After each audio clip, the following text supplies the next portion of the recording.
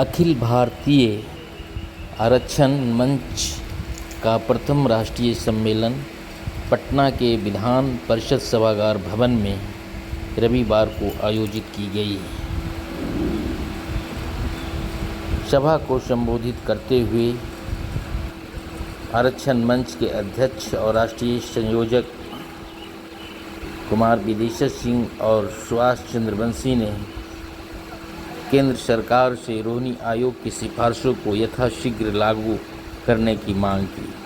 उन्होंने कहा कि मंडल कमीशन जो 1990 में बना और 93 में लागू हुआ, उसमें अति पिछड़ों को आरक्षण को फॉरगेट नहीं किया गया, जिससे अति पिछड़ा को उचित लाभ नहीं मिल पाया है।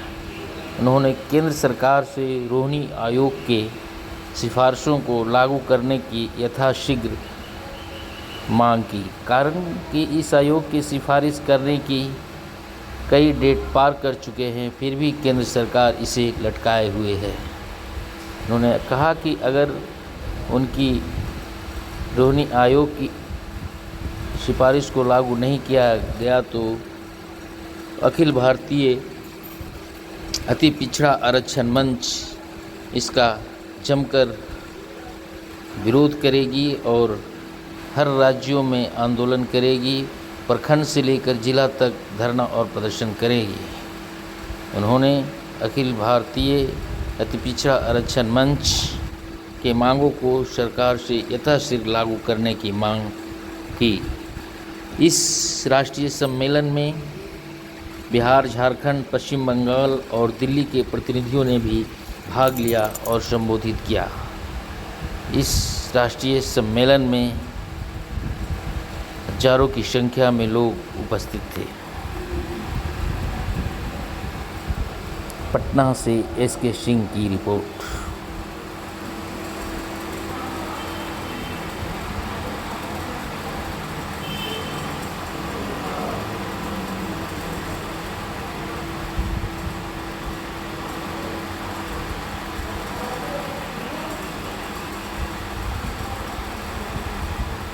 प्रथम राष्ट्रीय सम्मेलन है जिसमें राष्ट्रीय कमेटी का गठन होगा और उनके पदाधिकारियों का चयन होगा और वो डेमोक्रेटिक सिस्टम से होगा और आपको कर करके उठना।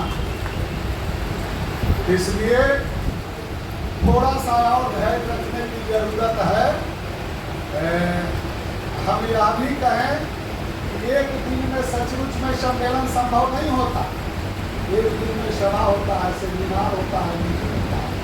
राष्ट्रीय स्तर के सम्मेलन के लिए 4-4, 5-5 दिन लगता है और तब सभी का बात को लेकर करके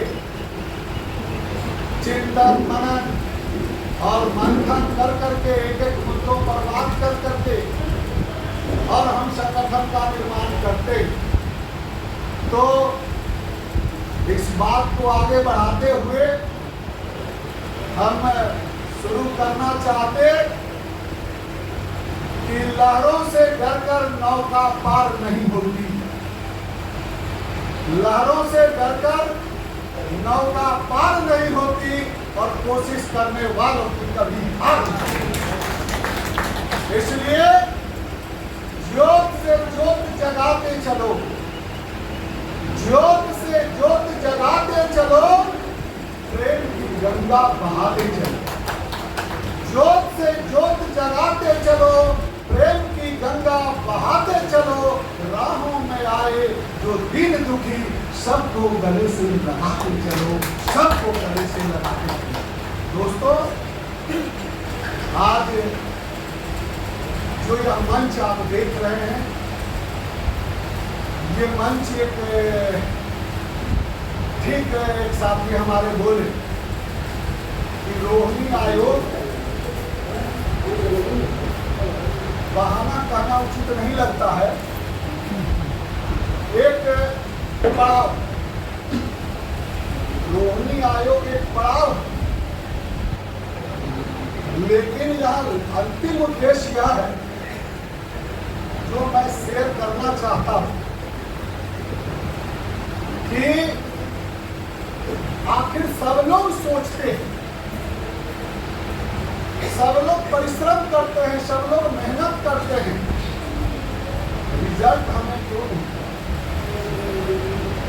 असल चिंतन मनन का विषय है। इसलिए हम जब आए यहाँ, हमारे साथियों ने सहयोग किया, तो एक पहला प्रयास अभी है,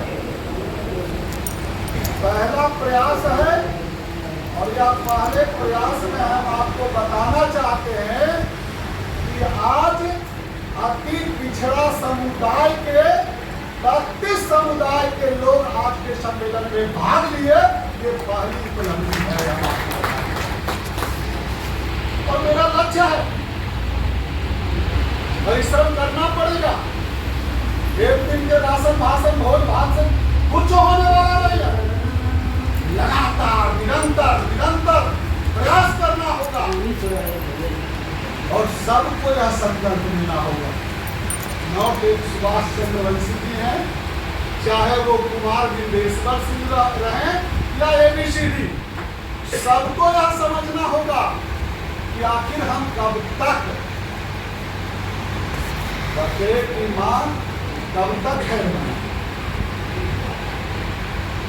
कब तक हम ऐसे ही शोषित पीड़ित अति पिछड़ा बोलते रहे और अति पिछड़ा कोई बोल करके हम गौरवान्वित होते रहते हैं। और अति पिछड़ों का फिर तंत्र और भोट तंत्र हमें ले लेते हैं। और जब शासन सत्ता की जब बारी आती है तो वहां पर स्वर्ग दिखाई देता है। क्या मैं गलत कर रहा हूँ? क्या मैं गलत कर रहा हूँ?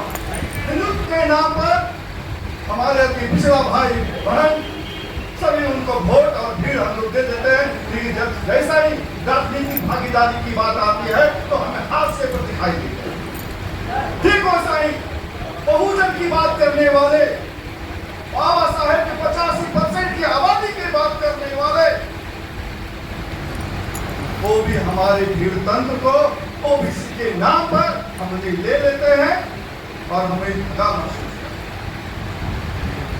आज जो सरकारी जात है, मैं सरकारी जात की मैं बात कर रहा हूं, आप लोग समझ जाइएगा सरकारी जात अभी के दौर में कौन है। जो सरकारी जात है पिछले 32 वर्षों से शासन सत्ता में तो है बिहार का, तो हमारा आरक्षण का चोर कौन है? हमारा आरक्षण चोरी किसने किया? पहले ये तो समझिए।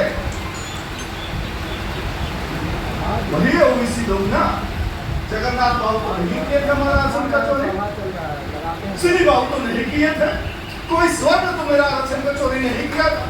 तो फिर हम उसे क्यों कोसे? क्या स्वर्ण हमारा आरक्षण नहीं लिया है, स्वर्ण हमारे आरक्षण नहीं दे रहा। अरे आरक्षण तो मेरा आप लेके बैठ जाते हैं, शेर का डर दिखाते हैं और फिर यह मेरा आरक्षण खाते। क्या मैं गलत कर रहा? आज जो भी है हम लोग आरक्षण कर, जो त्रिस्तरीय पंचायत चुनाव, नगर निगम चुनाव, आज जो भी देख रहे होंगे, मैं ये नहीं कहता हूं कि तेली तमोली दांगी को जो हमारे किसी वर्ग में लिया, मैं उनका बहिष्कार नहीं कर रहा, लेकिन मैं उस तेली तमोली दांगी को मैं कहना चाहता हूं कि जो आरक्षण की लड़ाई आज 15% चले आए हैं, तो आप जो आरक्षण की लड़ाई में मेरा भागीदार भी तो बनिए। कभी एक तरफ ऐसे बहस बन जाते हैं और कभी एक तरफ आरक्षण के लिए जो कि आप जो है कि अति पिछड़ा बन जाते हैं, ये नहीं होना चाहिए। जैसा ही 15% का आरक्षण है अति पिछड़ों के लिए और 12% आरक्षण है ओबीसी के लिए, जो उच्च वर्ग में जो है आते हैं वो लोग। हम आपको ढेर भाषा में कहना चाहते हैं, एक रूम में हम लोग पहले से हम 15 व्यक्ति रह रहे थे और उतना ही दाना पानी भोजन में हम खाना खा रहे थे, और 5 व्यक्ति उस दूसरे रूम से ला करके हमें यहाँ रख दिया गया। आज हम 20 व्यक्ति हो गए और उसी दाना पानी भोजन में हम खाना खाने के लिए मजबूर हो रहे हैं। तो क्या आप जब उस एक रूम से 5 व्यक्ति जो आए हैं, क्या मेरी लड़ाई में आप भागीदार नहीं बनेंगे? आपको बनना पड़ेगा, आपको आवाज उठाना पड़ेगा।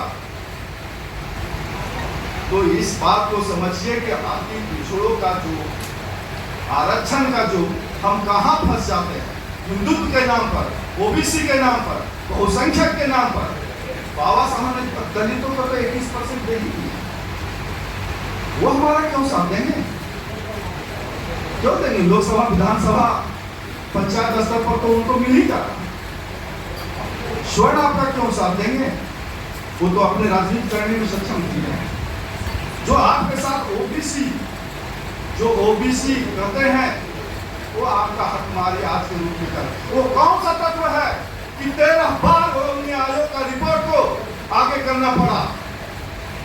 इस बात को समझिए। तो वो भी लोग तो है वहां पर बैठे हुए, इस रोहिणी आयोग कमीशन को बार बार सोचते हैं। केंद्र भी सोचना देखता है कि राजनीतिक समीकरण से मुझे घाटा हो रहा है कि फायदा हो रहा है। कौन लोग वहां जाकर के कानाफूसी करता है कि रोहिणी कमीशन को लागू मत कीजिए, नहीं तो मेरा नुकसान होगा। वही लोग प्रयास कर रहे हैं कि रोहिणी आयोग कमीशन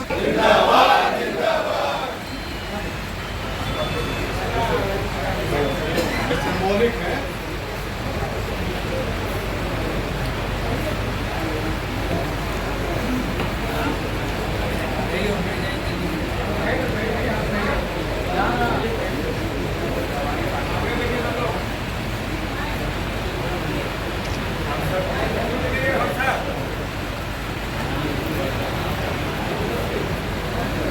कार्यक्रम को आगे बढ़ाया जाए, समय बहुत हो रहा है। अरे लड़का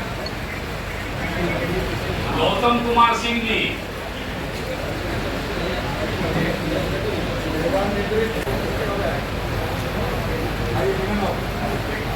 आदरणीय श्री सुबोध बाबू एडीएम साहब, श्री सुबोध कुमार सिंह जी,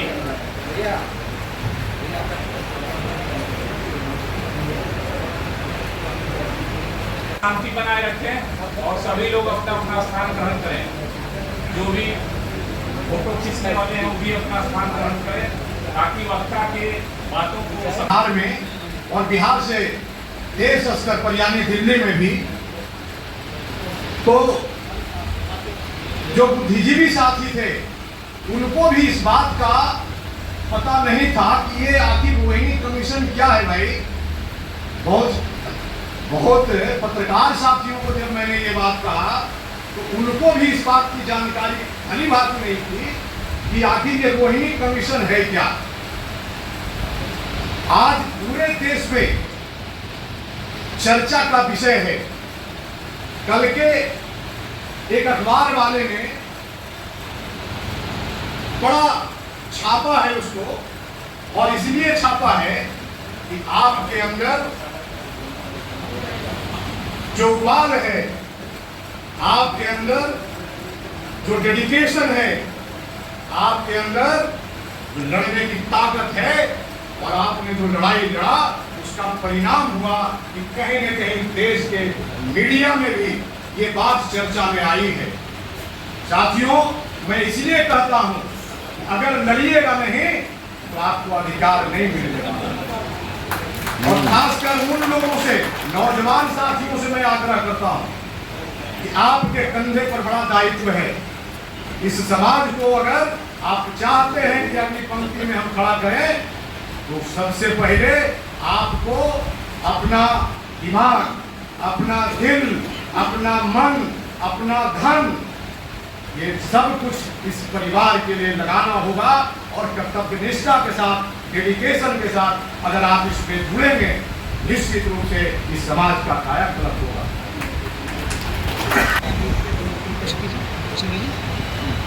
अखिल भारतीय पिछड़ा जो मंच का सम्मेलन है उसका उद्देश्य क्या है? हाँ, इसके उद्देश्य के लेकर के ही आज हम लोगों ने बड़े आयोजन किया है। देश स्तर के लोग आज जो है पिछड़े समाज के इस बैठक में शिरकत कर रहे हैं। और एक वाइटल इशू जो हमारा है वो है रोहिणी कमीशन।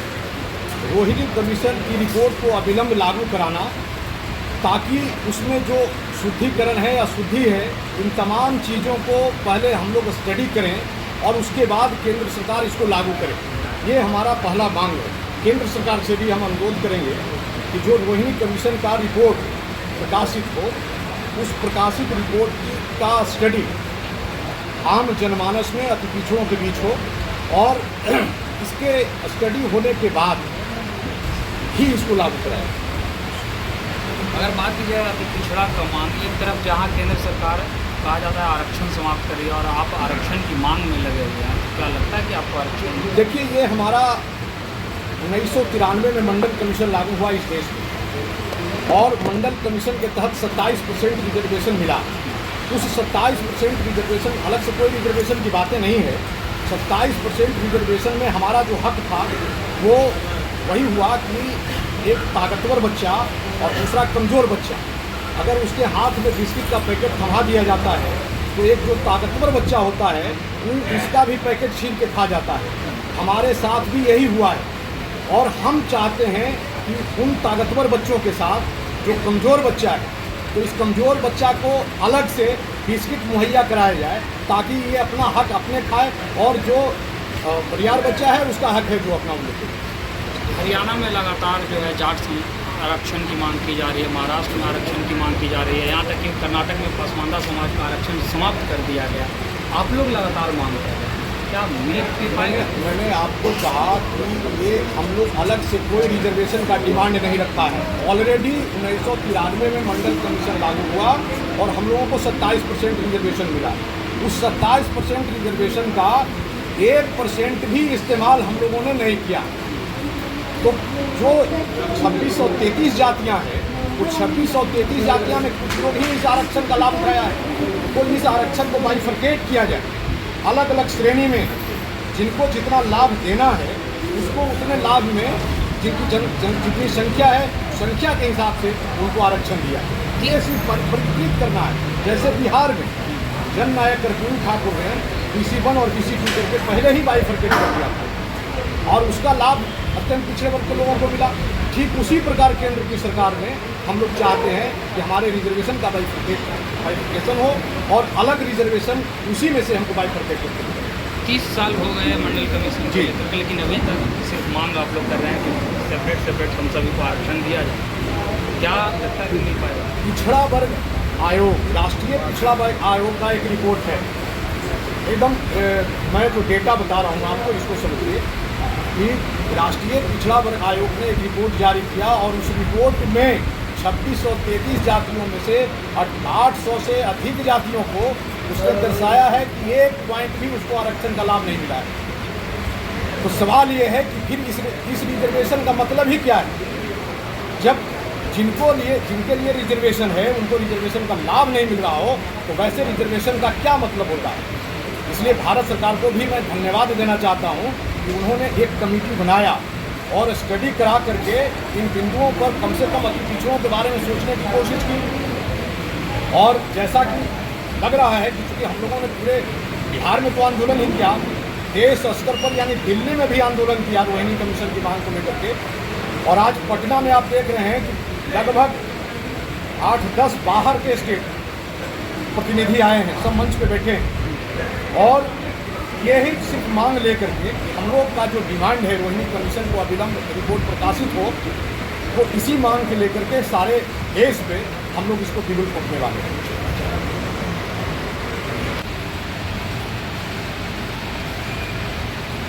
विगत कई वर्षों से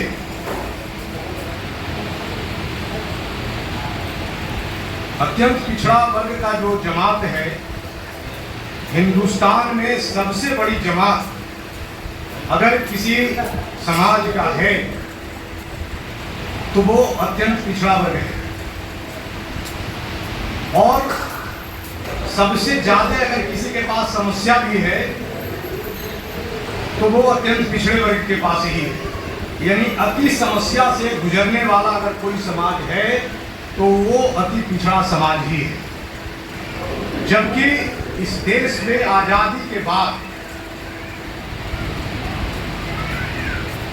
संविधान के जो निर्माता जिनके पूज्य चरणों में हम लोग सादर नमन करते हैं, डॉक्टर भीमराव अंबेडकर जी ने एक अधिकार दिया। उसने कहा कि अब रानी के पेट से राजा पैदा नहीं लेगा, ये उक्ति थी उनकी, और इसलिए कि ये देश डेमोक्रेटिक है। डेमोक्रेटिक देश में आपके वोट का आकलन होता है, और जिस देश में वोट का आकलन होता है यानी जिसकी आबादी अधिक होती है, सत्ता उसी के हाथ में होती है। बहुत दुर्भाग्य है कि आजादी के इतने सालों बाद आज भी ये समाज मुख्य धारा से नहीं जुड़ पाया, उपेक्षित महसूस करता है, क्योंकि जो शैक्षणिक व्यवस्थाएं हैं इस देश में, जिससे इस समाज के लोगों का कायाकल्प हो सकता था, वो कहीं न कहीं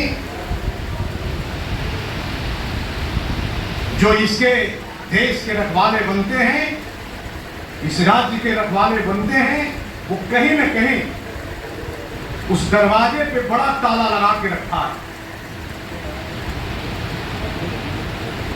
सामाजिक व्यवस्थाएं जो यहाँ की है, राजनीतिक व्यवस्थाएं जो है, ये तभी बदल सकता है जो संवैधानिक अधिकार अत्यंत पिछड़े वर्गों को जो मिला, बिना इसके लागू कराए अति पिछड़े समाज का कभी कल्याण नहीं हो सकता है। आज का जो विषय है वो विषय रोहिणी कमीशन। ये रोहिणी आयोग है क्या? रोहिणी आयोग